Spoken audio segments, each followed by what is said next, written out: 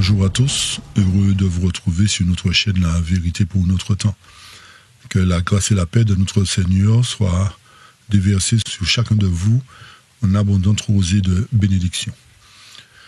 Notre sujet du jour sera basé sur Zacharie chapitre 6. C'est un thème que nous avions déjà présenté il y a quelques années. Mais au regard de la trame que nous suivons, celle du rétablissement du peuple de Dieu, nous reprendrons cette étude en apportant suffisamment d'informations pour nous montrer comment, à travers ces prophéties, l'Éternel révèle l'issue de l'histoire pour son peuple, l'Israël spirituel. Pour cela, donc, nous vous invitons à y prêter une attention particulière. Il est vrai que beaucoup n'y ont pas porté intérêt car ce sujet est très rarement présenté dans nos assemblées. Certainement, vous en êtes rendu compte. Je ne saurais dire pour quelle raison. Pourtant, l'Éternel l'a inscrit dans sa parole et l'a inspiré à ses prophètes. Et depuis que je suis chrétien, je n'ai que très rarement entendu du haut de la chair cette étude exposée comme il se doit. Alors, puisque c'est écrit dans la parole, nous devrions être en mesure de comprendre ce que l'Éternel a à nous adresser, quel est le message qu'il a à nous adresser. Donc aujourd'hui, par la grâce de Dieu, nous apporterons les évidences concernant les différents symboles de ce chapitre. Et au terme de cette étude que nous proposerons 2 volets, vous verrez combien l'Éternel est bon et comment, par la prophétie, il dévoile ses plans.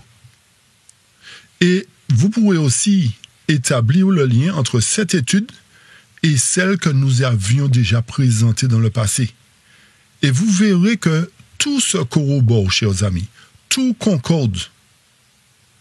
Et vous reconnaîtrez aussi que Dieu va bien au-delà de 2 ou 3 témoins pour confirmer que sa parole est sûre et s'accomplira certainement. Donc soyez attentifs, prenez papier, prenez crayon, notez et n'oubliez surtout pas de partager.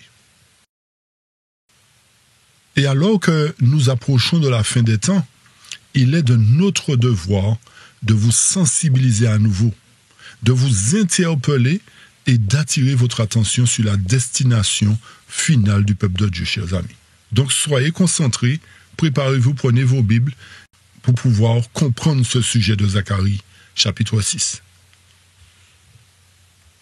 Et rappelez-vous ces passages juste avant de prier, d'Amos 3, verset 7, qui nous dit « Car le Seigneur l'Éternel ne fait rien sans avoir révélé son secret à ses serviteurs les prophètes. » Et dans 1 Corinthiens 14, verset 1 et 2, le texte nous appelle à rechercher la charité, aspirer au don spirituel, mais surtout celui de prophétie. En effet, verset 2, « Celui qui parle en langue ne parle pas aux hommes, mais à Dieu, car personne ne le comprend. Et c'est en esprit qu'il dit ces mystères. » Le verset 3, « Celui qui prophétise au contraire parle aux hommes, les édifie, les exhorte, les console. Celui qui parle en langue s'édifie lui-même, mais celui qui prophétise édifie l'Église. » Donc, par conséquent, si le but de la prophétie est d'édifier l'Église, et si elle ne se réveille pas maintenant, afin de comprendre que quand il n'y a pas de vision, le peuple est sans frein, elle ne le fera jamais. Donc, chers amis, nous vous exhortons à travers cette démarche à vous réveiller déjà au départ, à garder à l'esprit que toutes les prophéties, toute la parole de Dieu plus ou moins est là pour notre édification et notre sanctification. Donc avant de commencer, nous prierons l'Éternel de nous donner son Saint-Esprit qui nous conduise, comme d'habitude, dans toute la vérité. Éternel notre Dieu, nous te demandons pardon premièrement et nous implorons ta grâce, ta bénédiction sur chacun de nous et nous te demandons de nous accorder ton Esprit Saint afin qu'il nous conduise dans la vérité, qu'il ouvre nos cœurs, notre entendement et que nous puissions comprendre ton plan pour nous, ce que tu attends aussi de nous. Alors fortifie-nous, bénis tout un chacun, tous ceux qui se connecteront, qui auront à suivre ces études, que tu les diriges, que tu les bénisses et que ton nom soit exalté, glorifié, béni. Au nom puissant de Jésus-Christ, nous t'avons prié pour ta gloire. Amen. Amen. Comme nous l'avons déjà souligné, l'Éternel n'agit pas sans avertir ses prophètes, ni ne parle sans établir son plan par la bouche de 2 ou 3 témoins. Or, ces prophètes sont précisément ces témoins. Et en comparant les deux images présentées, comme vous voyez ici, nous constatons qu'Ézéchiel et Zacharie décrivent chacun avec son langage symbolique le même projet global de Dieu, c'est-à-dire l'établissement de sa maison en 2 phases. Cette édification commencée à la croix doit s'achever avant le retour du Seigneur. Vous avez bien compris, chers amis? Ces 2 maisons, particulièrement la seconde, doit être érigée avant le retour du Seigneur. Ce n'est pas au retour du Seigneur que cette maison sera érigée, mais bien longtemps avant. Avant même que les fléaux ne soient déversés, avant même que le décret ne soit voté, etc. C'est-à-dire, ces 2 maisons spirituelles-là, qui sont symbolisées par 2 montagnes d'airain dans Zacharie et représentées ainsi dans la vision d'Ézéchiel, nous renvoient d'abord à l'Église apostolique, puis à l'Église purifiée composée des 144 000. Voilà les 2 montagnes qui doivent prendre place très bientôt. Une qui a pris place déjà et une qui doit prendre place très bientôt, composée de 144 000. Ok? Donc, l'illustration relative à la prophétie d'Ézéchiel a été expliquée en détail dans notre série. Rappelez-vous, y a-t-il un Israël spirituel pour la fin des temps, épisode numéro 7 et 8. Ces 2 prophéties ne sont pas le fruit du hasard ni de l'imagination de ces 2 prophètes. Elles ont été données pour que nous ayons une claire vision du projet divin. Rappelez-vous, 2 ou 3 témoins. Nous donnons 2 témoins. Cela ne veut pas dire qu'il n'y en a pas d'autres. Mais ces 2 témoins confirment cette partie de l'histoire de son début à la fin. Donc, comme nous l'avions vu précédemment, la prophétie d'Ézéchiel nous avait conduit après la croix, à l'époque où le pouvoir romain ecclésiastique ou papal dominait le monde politiquement et religieusement. Et c'est durant cette période que l'Éternel a suscité ou a mis en place les différentes églises de la protestation de la réforme dans le but d'établir les vérités foulées aux pieds par ce système papal. On est bien d'accord? C'est simplement une petite révision pour faire le lien avec Zacharie 6, montrant par là qu'il s'agit des mêmes événements. Ok? Donc, nous avions montré qu'avant que cette domination du pouvoir papal soit établie et que ces églises protestantes ne viennent à l'existence, il existait déjà la première montagne représentant l'église apostolique. Une église au sein de laquelle les inconvertis les traitent comme Judas n'y furent pas admis, chers amis. Et que c'est suite à cela que la persécution à l'ère chrétienne a commencé. Donc c'est une partie de l'histoire, mais une partie de prophétie en fait. Donc le déroulement de cette étude nous avait donné le point de départ des églises de la Réforme représentées par 6 céréales qui fut les années 1500 après Jésus-Christ. J'espère que ça va jusque-là. Ces 6 céréales représentaient, nous l'avions dit, 6 parts de vérité qui avaient été foulées aux pieds par le système papal et devaient être rétablies par les églises de la Réforme afin de permettre au dernier mouvement, c'est-à-dire la dernière église de la Réforme, de rassembler en son sein l'ensemble des vérités que possédait l'Israël type. C'est-à-dire qu'à la venue de Jésus, au sein de la dernière église de l'Ancien Testament, c'est-à-dire l'église juive plus précisément, qui, bien qu'elle possédait les doctrines et une partie de vérité, écoutez-nous bien, ne possédait pas toute la vérité, car elle ne reconnut pas Jésus, c'est-à-dire le chemin, la vérité et la vie. Donc nous voyons une similitude entre les 2 églises, les 2 dernières églises qui vont marquer la fin de leur cycle et l'établissement des véritables maisons de Dieu. Donc, cela fut le cas aussi pour la dernière église de la Réforme qui, bien que possédant les 6 parts de vérité, lui manquait la 7e qui la conduirait à posséder quoi? La plénitude de la lumière. Par conséquent, à la suite du rejet de Christ, qui est la vérité, là on revient dans le type 1, c'est-à-dire Israël d'avant. Donc, à la suite du rejet de Christ, la vérité, le destin de ce peuple, de cette nation, fut scellé pour l'éternité. Et c'est aussi durant cette période que le Seigneur suscita et mis en place un autre mouvement, une autre église, qu'on appellerait l'église apostolique, qui accepterait et suivrait toute la vérité qu'il avait confiée à l'église juive. Ce fut donc le cas des 120 disciples qui incluaient bien entendu les apôtres. Ok? Retenez bien que tout cela est fait pour faire le parallèle avec l'étude de Zacharie 6. Hein? D'accord? Très bien. Donc tout cela nous a conduit à comprendre clairement que la dernière église issue de la réforme devait rassembler en son sein toutes les parts de vérité afin d'être en mesure d'illuminer le monde entier de la gloire de Dieu. Et nous avions insisté sur ce point. Et nous ne cessons en fait d'insister sur ce point. Qui, selon l'Écriture, le plan de Dieu s'accomplit par Israël. Or, l'ennemi en a trompé plusieurs, leur faisant croire que cet Israël serait uniquement celui qui combat aujourd'hui à Gaza, niant ainsi l'existence d'un Israël spirituel. Un Israël qui marche dans la vérité, selon la vérité. Donc, à cet égard, posons-nous les questions suivantes. Si l'Israël dont on parle est celui qui se bat en Palestine, et s'il devait ou s'il doit éclairer le monde entier de la gloire de Dieu par la vérité, c'est-à-dire par le Christ qui est quoi? Le chemin, la vérité et la vie, où se trouve alors cette vérité au sein de ce peuple? Où est le Christ au milieu d'eux? Pourquoi détruisent-ils au lieu d'éclairer, de sauver? Ce sont des questions que nous devrions nous poser, chers amis, pour ne pas nous laisser badiner par des pseudo-docteurs de la loi qui nous font croire que c'est par cet Israël que s'accomplira la promesse.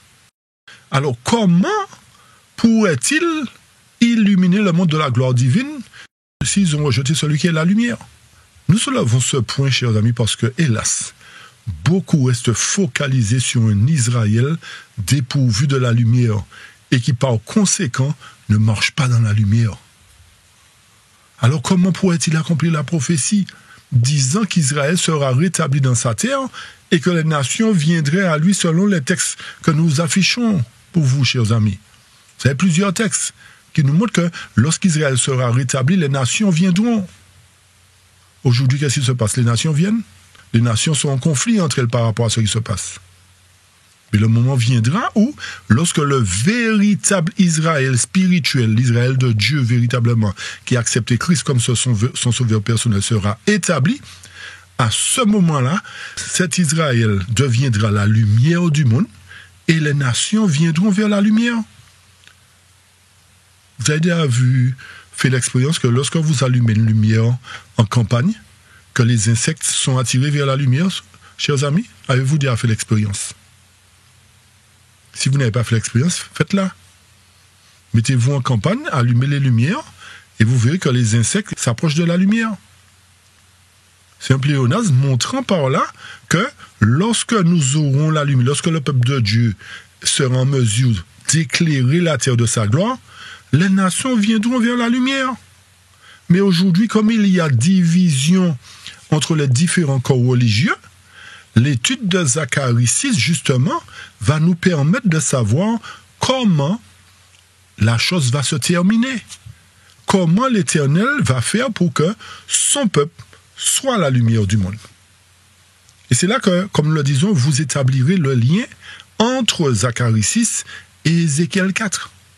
Vous pourrez établir le lien aussi avec les autres prophéties, puisque, comme vous l'avez compris, ceux qui nous suivent régulièrement, que c'est un grand puzzle que nous mettons en place et que chacune des pièces s'emboîte les unes dans les autres.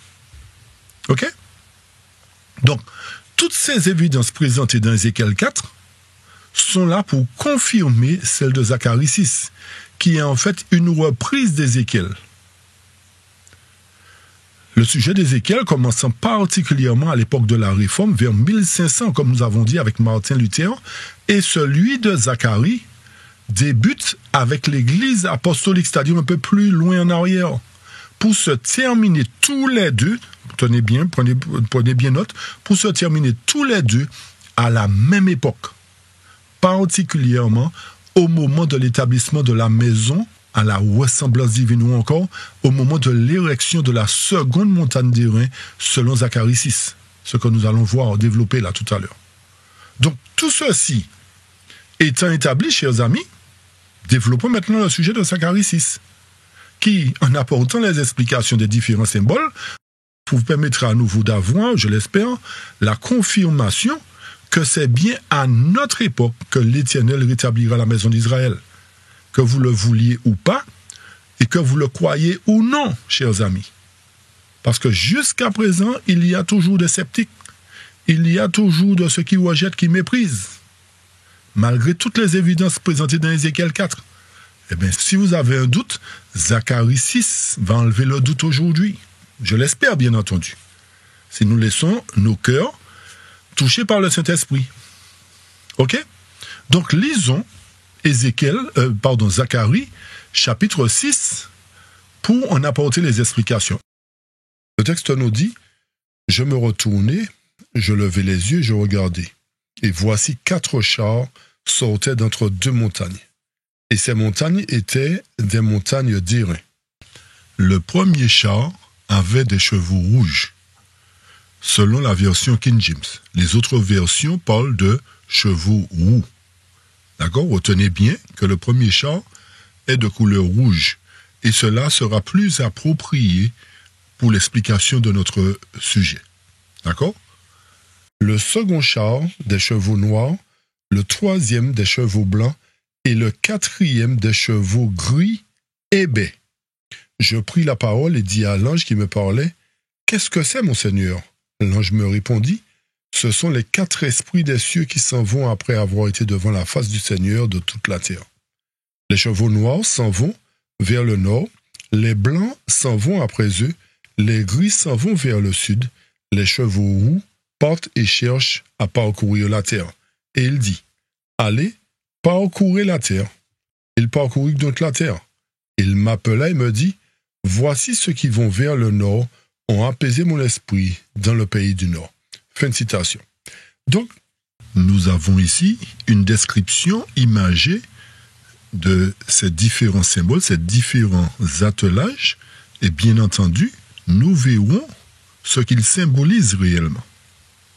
Mais nous voulons attirer votre attention sur les versions de Bible que vous utiliserez quant à cette étude. Et c'est pour cette raison que nous avons préféré la version King James qui nous apportera les éléments les plus concrets, particulièrement concernant le premier et le dernier char.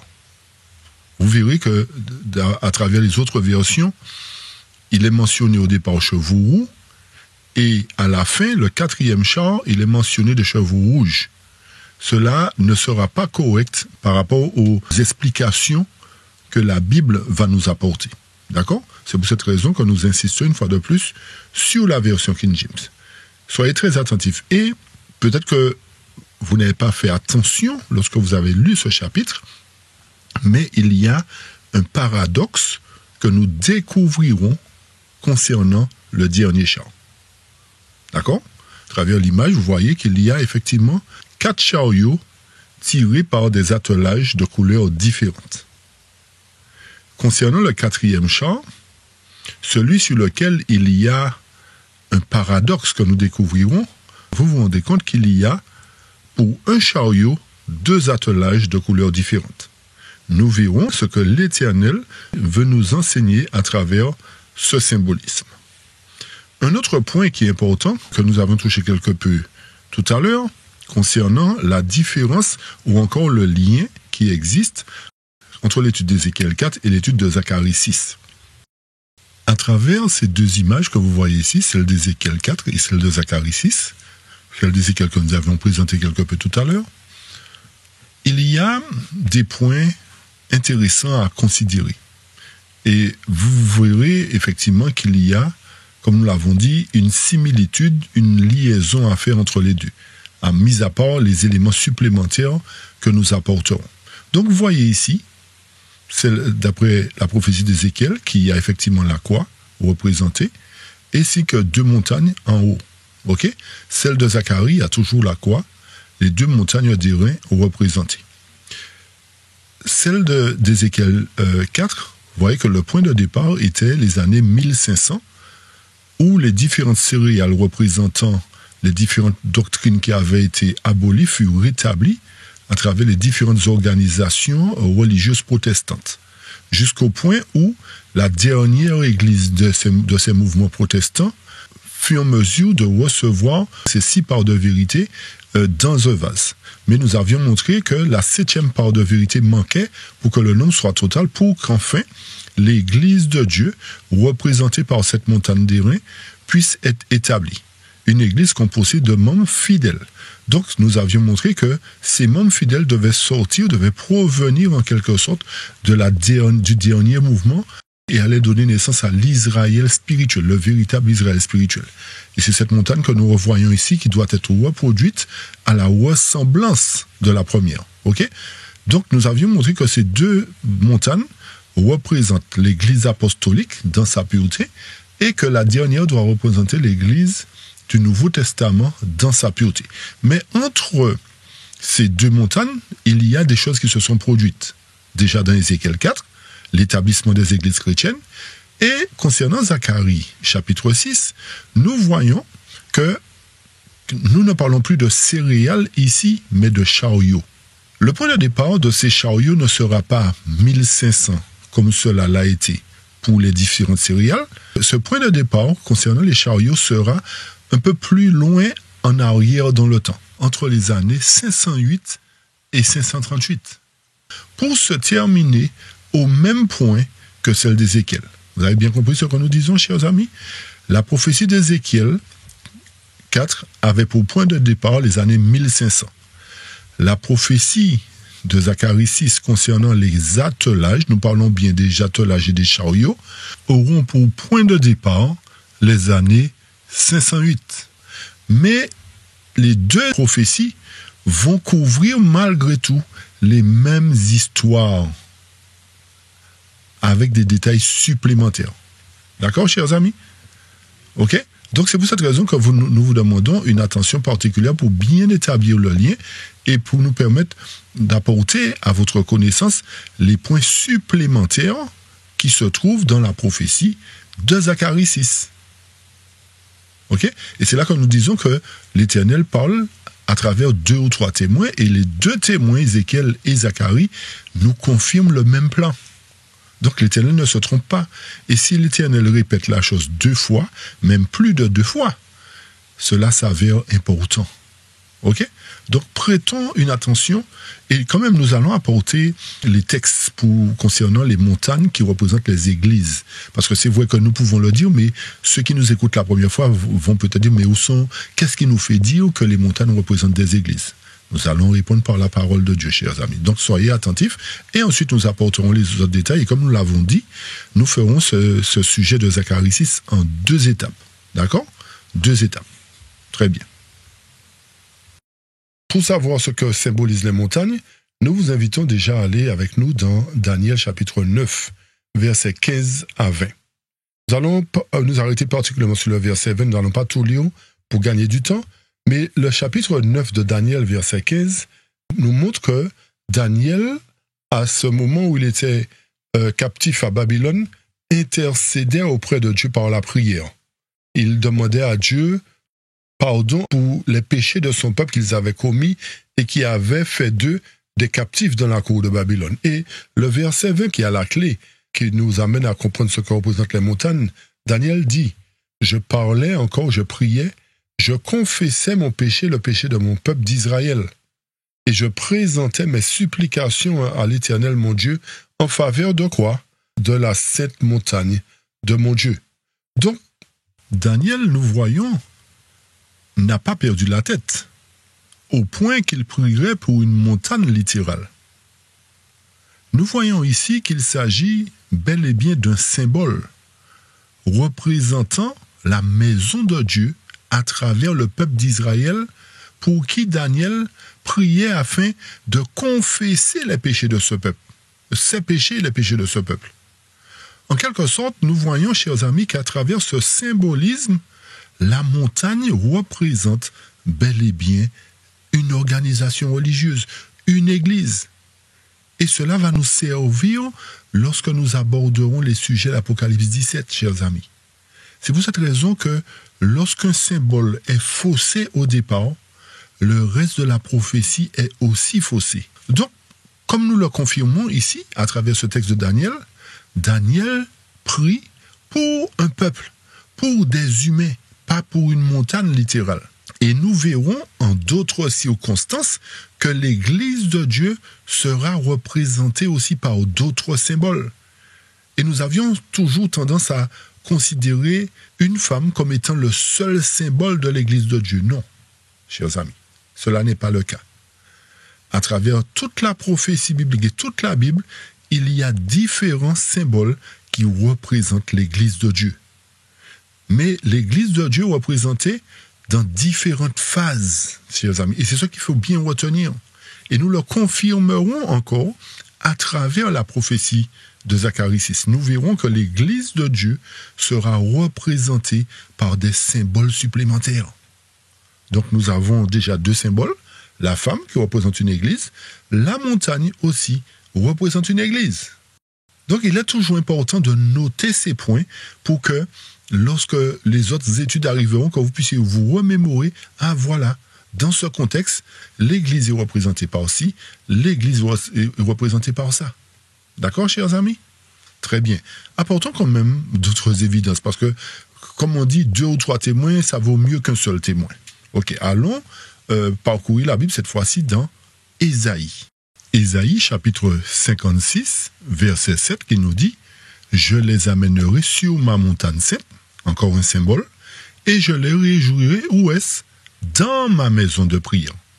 Leur holocauste et leurs sacrifices seront agréés sur mon autel, car ma maison sera appelée une maison de prière pour tous les peuples. » Voilà encore une confirmation montrant que le symbole de la montagne est l'église de Dieu, la maison de prière de l'Éternel.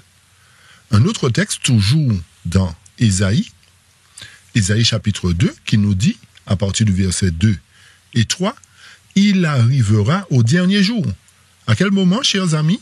Au dernier jour. Que quoi? Que la montagne de la maison de l'Éternel sera établie au-dessus des montagnes et s'élèvera par-dessus les collines, et toutes les nations y afflueront. Pause. Les nations ne vont pas affluer vers une montagne littérale, mais vont affluer vers la maison de Dieu, chers amis, la maison de prière de Dieu. Autrement dit, la sainte organisation de Dieu. Donc nous voyons à travers ces 3 références déjà que la montagne est un symbole de la maison de Dieu, de l'église de Dieu, où les nations y afflueront à un moment donné pour chercher l'Éternel, parce qu'ils viendront vers la lumière. Et regardez ce que nous dit le verset 3. « Et plusieurs peuples viendront et diront, venez et montons à la montagne de l'Éternel, plus précisément quoi? À la maison du Dieu de Jacob. » Pourquoi? Pourquoi le Dieu de Jacob? Parce que c'est Israël, les descendants de Jacob, qui doivent illuminer le monde de la gloire de Dieu. Et qu'est-ce qui va se passer? Il nous instruira dans ses voies. Qui c'est? La maison du Dieu de Jacob, à travers l'Éternel, nous instruira dans ses voies. En d'autres termes, sera la lumière du monde, et nous marcherons dans ses sentiers. Ce sont les gens du monde qui diront que nous marcherons dans les sentiers de la maison du Dieu de Jacob, car la loi sortira de Sion et la parole de l'Éternel de Jérusalem. Que nous faut-il encore comme confirmation montrant que la montagne est un symbole de la maison de Dieu, est un symbole de l'église de Dieu, chers amis, qui s'établira au-dessus de toutes les autres églises et de toutes les sectes et les dénominations, quelles qu'elles soient? Voilà des évidences.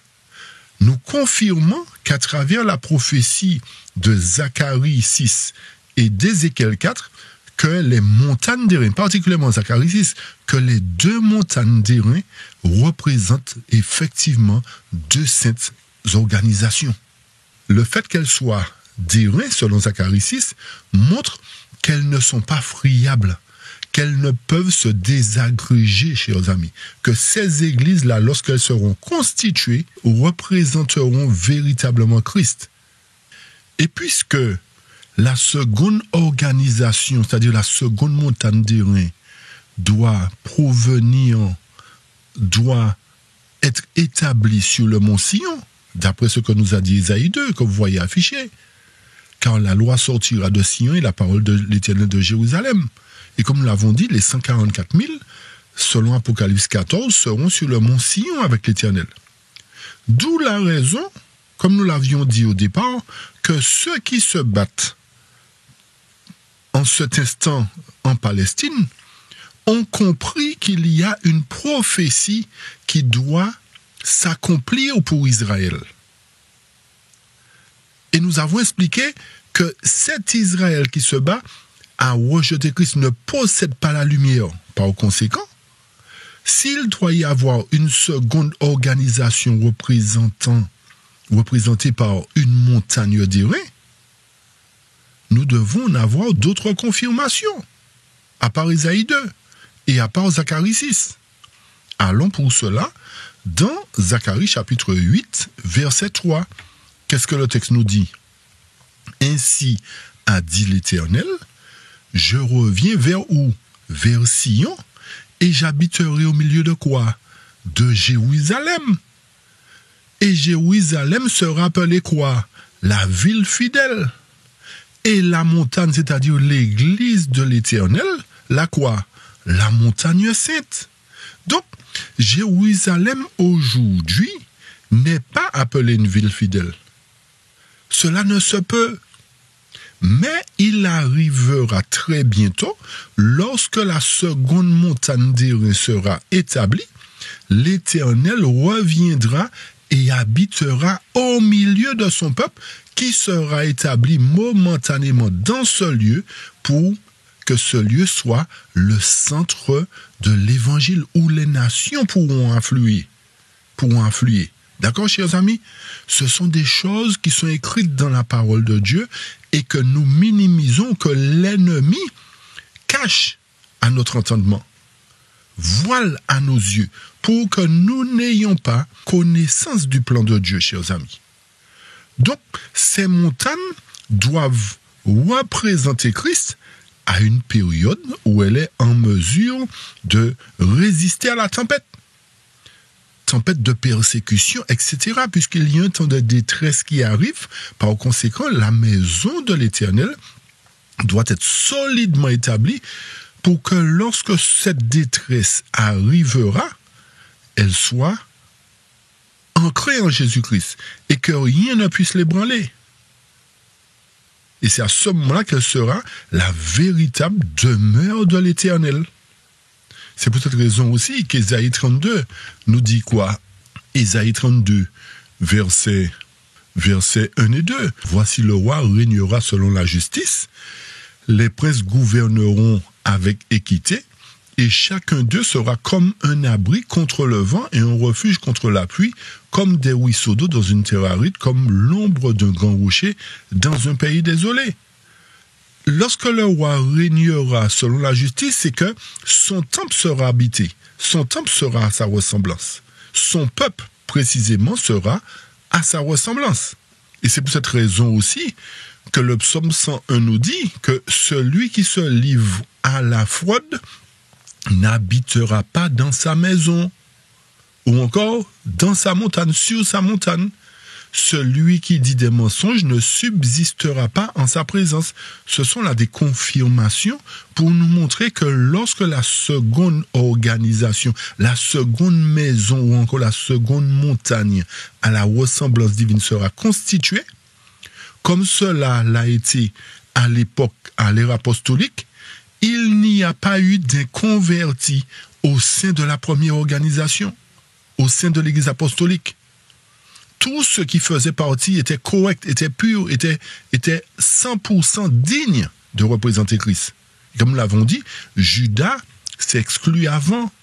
De même, lorsque cette sainte organisation sera établie à nouveau, il devra y avoir une séparation, un jugement, pour que pour que personne qui se livre à la fraude ne puisse habiter dans la maison de l'Éternel. Pour que personne qui se livre au mensonge ne subsiste en la présence d'un Dieu saint. D'accord, chers amis? Donc, les évidences que nous avons vues jusqu'ici représentent la demeure de Dieu en deux parties séparées. Mais rappelez-vous que l'Éternel n'a pas deux organisations qui travaillent en même temps.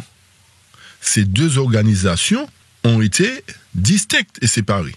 Mais l'Éternel n'a qu'une église organisée à la fois. Bien que les deux montagnes représentent deux organisations, mais ça reste toujours l'organisation de Dieu. Ça reste toujours le peuple de Dieu organisé à chaque étape de l'histoire du monde. Et quand nous revenons sur l'image ici, nous voyons qu'il y a une vallée qui s'étend entre les deux montagnes. Un espace d'où les chars ou les chariots doivent sortir. Et cet espace représente la période qui s'écoule entre les deux saintes organisations. C'est la même période que nous retrouvons dans Ézéchiel chapitre 4, à partir de la réforme jusqu'au moment où la 7e part de vérité est revenue. Voyez les liens établis, chers amis? Donc, ce solide fondement constitue la base d'une ferme structure de vérité qui embrasse l'histoire de l'Église pour atteindre son point culminant en une leçon de vérité présente aux conséquences capitales pour chacun de nous, chers amis. Et c'est pour cette raison que là, maintenant, nous allons considérer le vrai temps d'existence des montagnes.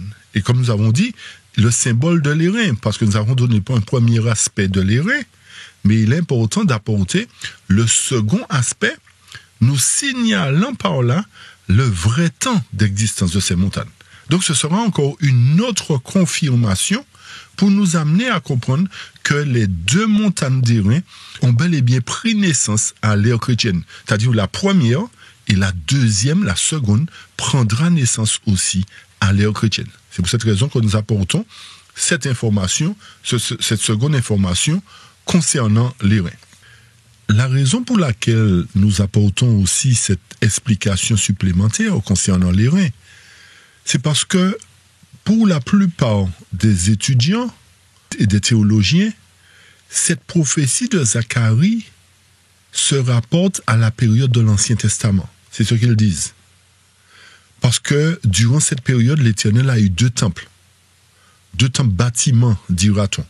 Le temple de Salomon et le temple juif rebâti après la captivité babylonienne. Pour d'autres encore, il s'agit de l'église dans le désert, car la présence de l'Éternel se faisait à travers la colonne de nuit et de jour et la colonne de feu la nuit, et aussi de l'église juive, car Christ y manifesta sa présence. Donc c'est ce qui est rapporté à travers la théologie. Mais nous verrons que lorsque Dieu donne des symboles, il faut les considérer à leur juste valeur. Par conséquent, pour avoir la bonne réponse, nous allons nous plonger plus en profondeur pour comprendre ce symbolisme-là de l'airain et pour apporter la confirmation que c'est bien à l'ère chrétienne qu'elle se situe. Le métal dont sont formées ces montagnes représente donc la composition de ce qu'elle symbolise. Plus clairement, l'airain désigne le peuple qui devra constituer les deux parties saintes de l'Église chrétienne. Lorsque nous allons au chapitre 2 de Daniel, il y a 4 empires qui sont symbolisés par la grande statue métallique. Une première partie faite d'or, la seconde d'argent et la troisième d'airain, la quatrième de fer. Vous vous rappelez de cela, dans Daniel 2, une prophétie que nous connaissons pour la plupart. Lorsque nous considérons l'or, elle a la plus grande valeur dans l'échelle des métaux. Et c'est un symbole approprié au premier empire après le déluge, c'est-à-dire l'empire babylonien. L'argent, le second empire, Médo-Perse, c'est le second métal, et le troisième métal correspond précisément au troisième empire qui est la Grèce. Donc, ces 3 métaux-là reçoivent par conséquent une valeur numérique de 3. Et parce que les montagnes sont d'airain, elles indiquent que l'Église qu'elles symbolisent appartient à la 3e période de temps. Donc, s'il y a 3 périodes de temps, nous devons être en mesure de les identifier. Comment distinguer les 3 grandes divisions du temps? Parce qu'il existe 3. C'est peut-être nouveau pour nous. Mais apportons l'évidence, chers amis, vous allez comprendre pour quelle raison c'est à l'ère chrétienne que ces montagnes d'airain doivent venir à l'existence. Concernant les 3 grandes divisions du temps, la première division du temps, ou division du monde en 3 parties. 3 grandes parties de l'histoire du monde, on va dire, pour que ça soit plus clair. D'accord? Donc la première grande division du temps parle de la création au déluge. Le déluge a mis fin à cette première division du temps. La deuxième division du temps parle du déluge jusqu'à la crucifixion du Christ. Christ est venu mettre un terme à la période de l'Ancien Testament et a ouvert la voie à l'ère du Nouveau Testament pour que s'accomplisse la promesse. Ceci nous montre que les 2 premières grandes divisions du temps se sont écoulées. La deuxième a été fermée à travers Christ. Et la 3e grande période qui nous reste, ou encore la 3e grande division du temps qu'il nous reste, c'est celle qui parle de la crucifixion jusqu'au second avènement de Christ. Par conséquent, les montagnes d'airain se rapportent donc à l'ère chrétienne, chers amis, puisqu'il n'y a que 3 grandes divisions du temps. Le déluge a marqué la fin d'une première période, Jésus a marqué la fin de la seconde période, et son avènement marquera la fin de la dernière période, 3 divisions du temps. Et comme l'airain se situe à la 3e place concernant les métaux, et que le monde se divise en 3 périodes, en faisant le lien, nous voyons que l'airain se situe à la 3e place dans la valeur des métaux, concernant la statue de Daniel. Donc, airain, 3e place dans la statue, 3e division du temps, l'ère chrétienne. Donc, étant d'airain, les montagnes indiquent que l'église qu'elles représentent se situe dans la période numéro 3, à l'ère chrétienne plus précisément. Donc forcément, chers amis, à travers ces explications, nous voyons par là que la première des 2 montagnes, qui représente l'église chrétienne primitive, a pris naissance avant 538. Avant 538, lorsqu'il était rempli de l'Esprit de Dieu. Et la seconde figure de l'Église chrétienne prendra naissance à une époque postérieure à 1798, après que la période qui était assignée à l'Empire romain papal se soit terminée. Donc ça voudrait dire qu'à partir de là, la seconde montagne d'airain serait prête à devenir la sainte demeure de Dieu telle qu'elle est décrite par l'Écriture. Donc, c'est bien à l'ère chrétienne que les 2 saintes montagnes, les 2 saintes organisations doivent prendre place. OK? Très bien. Et pour montrer que cette sainte organisation de Dieu est pour l'instant militante, mais qu'elle sera triomphante, allons dans Ésaïe 54, versets 11 à 14, qui nous dit ceci. « Malheureuse, battue par la tempête et que nul ne console. Voici, je garnirai tes pierres d'antimoine et je te donnerai des fondements de saphir. » Pour l'instant, effectivement, l'Église est maltraitée, le peuple de Dieu est malmené, critiqué, personne ne la console. C'est la plus rejetée d'entre toutes les dénominations chrétiennes. L'Éternel promet de garnir ses pierres d'antimoine. Et je te donnerai des fondements de saphir. Je ferai tes créneaux de rubis, tes portes d'escarboucle et ton enceinte de pierres précieuses. Tous tes fils seront disciples de l'Éternel, et grande sera la postérité de tes fils. tu seras affermi par la justice, banni l'inquiétude, car tu n'as rien à craindre, et la frayeur, car elle n'approchera point de toi. Donc, il arrivera à un moment donné que l'Église de Dieu sera garnie de pierres précieuses. Mais, quand nous lisons cela, comprenons bien qu'il ne s'agit pas ici, comme certains pourraient le penser, de la ville sainte, celle que Jean vit descendre du ciel de près de Dieu, selon Apocalypse 21, verset 2. Pourquoi? Parce que les portes de la cité céleste sont chacune d'une seule perle. Il faut bien le retenir. Tandis que celles décrites par Ésaïe sont d'escarboucles, selon le verset 12. Donc cela renvoie à un langage symbolique encore, qui montre que ce peuple-là est appelé à s'édifier pour être une habitation de Dieu en esprit. Selon Éphésiens 2, verset 20, vous allez relire chez vous. Donc dans cette maison, toutes les pierres sont d'antimoine. Ce sont des joyaux précieux, chers amis. Il n'y aura ni rocaille, ni ivraie, ni tiers dans son sein.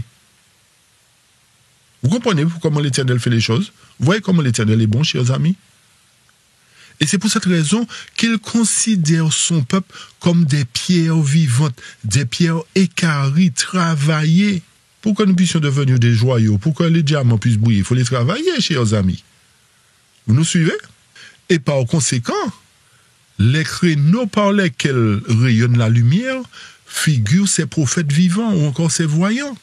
Les portes qui sont d'escarboucles représentent ces sentinelles, selon Ésaïe 52, verset 8, que vous allez lire aussi. Ces portes-là qui n'admettent que ceux qui ont le droit d'entrer et laissent les autres en dehors, ceux qui n'en sont pas dignes. L'enceinte qui est faite de pierres précieuses désigne quoi? Les membres qui embellissent la maison. Donc, il est clair, chers amis, que lorsque cette maison sera érigée, seuls ceux qui sont sauvés en feront partie. Ou encore, seuls ceux qui seront scellés y feront partie, chers amis. Lorsque nous parlons du scellement, nous parlons d'un affermissement dans la vérité. Rappelez-vous d'Éphésiens 1, verset 14. Nous sommes scellés du Saint-Esprit. Et comme le Saint-Esprit nous conduit dans toute la vérité, seuls ceux qui marchent dans la vérité seront membres de cette maison. Et lorsque nous comparons les pierres que portaient les sacrificateurs sur le pectoral dans Exode 28 et les portes dans Apocalypse 21, verset 12, et ce que nous dit Ésaïe, ce que nous venons de lire, nous voyons qu'il y a une similitude, chers amis. Lisons Exode 28. Exode 28 à partir du verset 17. Tu y en chasseras une garniture de pierres, 4 rangées de pierres. Première rangée, sardoine, topaz, émeraude. Seconde rangée, une escarboucle, saphir, diamant. C'est pas ce que nous venons de lire dans Isaïe 54, chers amis. Troisième rangée, une opale, agate, améthyste. Quatrième rangée, chrysolite, un onyx, jaspe. Ces pierres seront enchâssées dans les montures d'or. Il y en aura combien? 12. D'après quoi? D'après le nom des fils d'Israël. Elles seront gravées comme des cachets, chacune avec le nom de l'une des 12 tribus. Chers amis, l'Éternel ne fait pas d'erreur. Lorsqu'il considère sa future maison, qui est aujourd'hui battue par la tempête que lui le console, et qu'il garnira de pierres, d'antimoine, des fondements de saphir, des créneaux de rubis, d'escarboucle, il est en train de nous apporter la confirmation que puisque le sacrificateur, le souverain sacrificateur, portait 12 pierres sur le pectoral, l'Éternel nous dit que ces pierres représentent en quelque sorte les 12 tribus qui seront scellées selon Apocalypse chapitre 7, la maison d'Israël. Et c'est pour cette raison que lorsque nous considérons vraiment Exode, nous voyons que l'Éternel nous avait déjà averti que son peuple serait semblable à des pierres précieuses, chers amis. Son peuple serait semblable à des pierres précieuses. Et qu'est-ce que nous dit Apocalypse 21? Elle avait une grande et haute muraille, elle avait 12 portes, et sur les portes 12 anges et des noms écrits, ceux des 12 tribus des fils d'Israël. À l'Orient, 3 portes, au Nord, 3 portes, au midi 3 portes, et à l'Occident 3 portes. Donc, dans le symbole d'Ésaïe 54, les portes en escarboucle figurent les points d'accès de la maison de Dieu. Ce sont les gardiens, les portiers, les sentinelles qui veillent à l'entrée. Et comme nous avons dit, ils n'admettront que ceux qui sont purs et droits. Et rappelez-vous que les 144 000 seront ceux qui amèneront leurs frères du milieu des nations vers l'Éternel.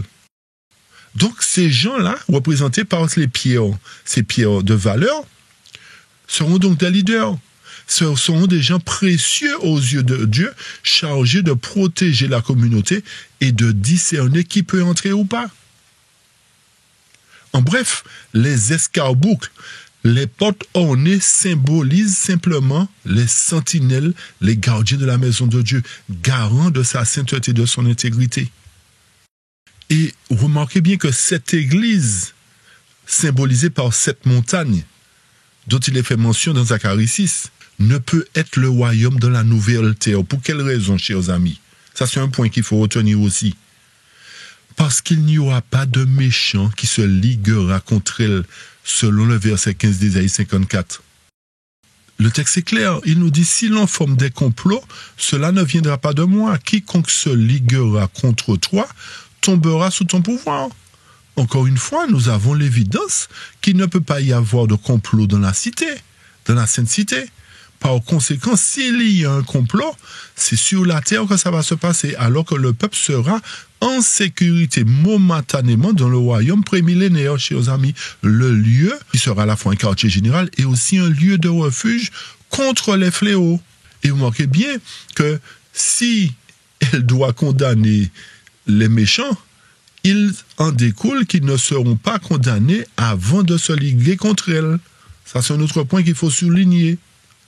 Donc, il est clair, pour arriver vers la fin, chers amis, que l'Église décrite dans ces passages n'est certainement pas l'Église dans son état laodicéen.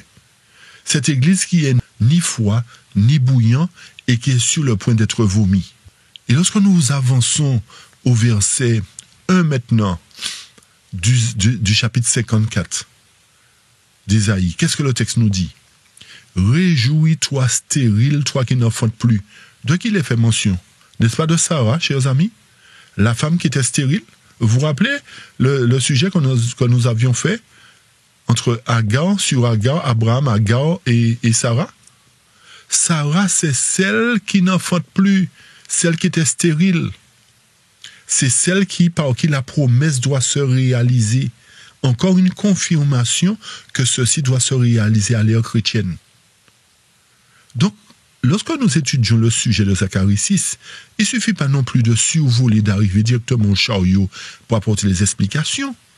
Il faut pouvoir comprendre pour quelles raisons l'Éternel place ces symboles, quelles sont leurs significations. Et le texte poursuit et nous dit, « Fais éclater ton allégresse et ta joie, toi qui n'as plus de douleur, car les fils de la délaissée seront plus nombreux que les fils de celle qui est mariée, dit l'Éternel. » Il s'agit bien de Sarah. Verset 2. Élargis l'espace de ta tente, qu'on déploie les couvertures de ta demeure, ne retiens pas, allonge tes cordages et affermis tes pieux, car tu te répandras à droite et à gauche, ta postérité envahira des nations et peuplera des villes désertes. Voyez le verset 2, chers amis. C'est ce sur quoi s'appuie le premier ministre de la nation en question que nous avons cité tout à l'heure. Vous vous rappelez qu'il avait dit, nous accomplirons la prophétie d'Ésaïe. Et rappelez-vous de mémoire que l'Éternel a dit que lorsque son peuple reviendra dans son territoire, ce territoire-là s'étendra depuis le fleuve l'Euphrate, depuis l'Irak, depuis l'Iran, depuis toutes ces choses-là, pour arriver jusqu'aux frontières d'Égypte. Eh bien, vous savez quoi? L'ennemi essaie de devancer Dieu en poussant ce peuple-là à prendre par la force ce que l'Éternel a dit qu'il va donner à son peuple. Vous comprenez ce qui se passe, chers amis? il y a un conflit véritable entre la vérité et l'erreur. Il y a un conflit véritable entre Dieu et Satan. Satan essaie toujours de devancer Dieu, mais l'Éternel aura le dernier mot, chers amis. Et poursuivons verset 4. Ne crains pas, car tu ne seras point confondu. Ne rougis pas, car tu ne seras pas déshonoré. Mais tu oublieras la honte de ta jeunesse, c'est-à-dire Israël infidèle, tu oublieras ça. Et tu ne te souviendras plus de l'opprobre de ton veuvage, car ton Créateur est ton époux. Faites le lien avec Osée. L'Éternel des armées est son nom, étant Rédempteur, est le Saint d'Israël. Il se nomme quoi? Dieu de toute la terre. Et verset 6. Car l'Éternel te rappelle comme une femme délaissée au cœur attristé. Donc l'Éternel avait abandonné son peuple, ou le peuple, parce que le peuple s'était détourné de lui, le peuple avait maugré, l'Éternel a dit, bon ben, vous allez payer les conséquences. Mais comme je vous aime, comme je suis un mari fidèle, je vais vous reprendre et je vais vous nettoyer, je vais vous rendre comme des diamants, comme des pierres précieuses, comme une épouse de la jeunesse qui a été répudiée du ton Dieu, verset 7. Quelques instants, je t'avais abandonné, c'est ce qu'on vient de dire. Mais avec une grande affection, je t'accueillerai. Loué soit l'Éternel, chers amis. L'Éternel promet de rétablir celle qui était stérile, de rétablir la maison d'Israël, ce par qui la promesse doit se réaliser. Dans un instant de colère, je t'avais un moment dérobé ma face, mais avec mon amour éternel, j'aurai compassion de toi, dit ton Rédempteur d'Israël. Chers amis, nous voyons une fois de plus qu'il s'agit là bel et bien de la promesse de Dieu qui doit se réaliser pour son peuple. Et que selon 2 ou 3 témoins, nous avons démontré que cette seconde montagne est une représentation de l'Église de Dieu composée de pierres vivantes, les 144 000 fils d'Israël. Et puisque les symboles montagnes d'airain sont toutes deux semblables, identiques, chers amis, sans aucune différence entre elles, il en découle que la seconde montagne, l'Église de Dieu qui est sur le point de paraître, ne devra être ni moins puissante, ni moins pure que celle représentée par la première montagne, c'est-à-dire l'Église chrétienne primitive. Alors voilà en quelque sorte ce qu'il fallait retenir concernant cette première partie sur la prophétie de Zacharie chapitre 6. Et j'espère que vous avez pu établir déjà les liens comme nous l'avons fait, comme nous l'avons montré. Vous avez compris en quelque sorte que l'Éternel, lorsqu'il répète les choses 2 fois, c'est que ça a son importance, comme nous l'avons dit précédemment. Alors puisse Dieu nous aider à lutter de toutes les forces que nous pouvons pour faire partie de cet édifice à sa ressemblance, que nous soyons comptés parmi ces pierres précieuses qui composeront cette sainte montagne, qui doit prendre place très bientôt, qui est en construction, chers amis. Cette montagne est en construction à travers la justice du Christ. C'est la justice du Christ qui va déterminer si nous sommes aptes à faire partie de cette montagne. Alors puisse Dieu, une fois de plus, nous conduire dans la vérité, que nous puissions abandonner l'erreur, que nous puissions abandonner, en quelque sorte, toutes les fables et les suppositions qui nous font croire qu'il n'y aura pas d'Israël spirituel, qu'il n'y aura pas cette organisation semblable à l'Église apostolique. Puisse Dieu nous aider à abandonner l'erreur et à suivre la vérité à partir d'aujourd'hui. Et j'invite tous ceux qui veulent continuer à étudier, mis à part YouTube, qui veulent continuer à étudier, à nous rejoindre sur notre plateforme du samedi après-midi, heure de métropole, la vérité pour notre temps, pour poursuivre nos études. Vous serez les bienvenus, chers amis.